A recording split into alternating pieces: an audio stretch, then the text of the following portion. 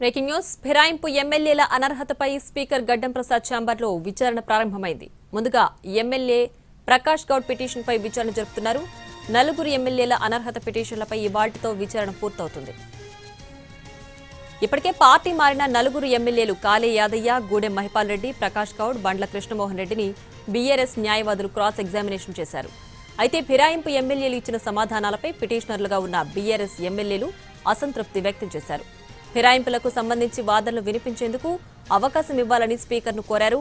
దీంతో ఇవాళ మరోసారి విచారణ జరుగుతోంది.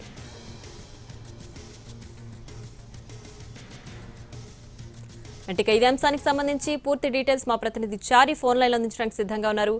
చారి, చెప్పండి, అనర్హత ఎమ్మెల్యేలపై పిటిషన్ పై ఇవాళ మరోసారి విచారణ జరగబోతోంది కదా, ఇవాళతో ముగిసే అవకాశం ఉందా? ఇవాళ ఆర్గ్యుమెంట్స్ ఫైనల్ ఆర్గ్యుమెంట్స్ ఇవాళ ఎమ్మెల్యేలు కాకుండా కౌన్సిల్ లో ఉన్నటువంటి అడ్వకేట్లతోటే ఈ ఆర్గ్యుమెంట్స్ ని కొనసాగిస్తున్నారు. కొద్దిసేపటి క్రితమే ఈ స్పీకర్ ఛాంబర్ లో ఆర్గ్యుమెంట్స్ ప్రారంభమయ్యాయి. ప్రకాష్ గౌడ్ సంబంధించినటువంటి అనర్హత పిటిషన్ మీద ప్రస్తుతం ఆర్గ్యుమెంట్స్ కొనసాగుతున్నాయి. ఒక్కొక్క ఎమ్మెల్యేలకి అరగంట సమయాన్ని ఇచ్చారు.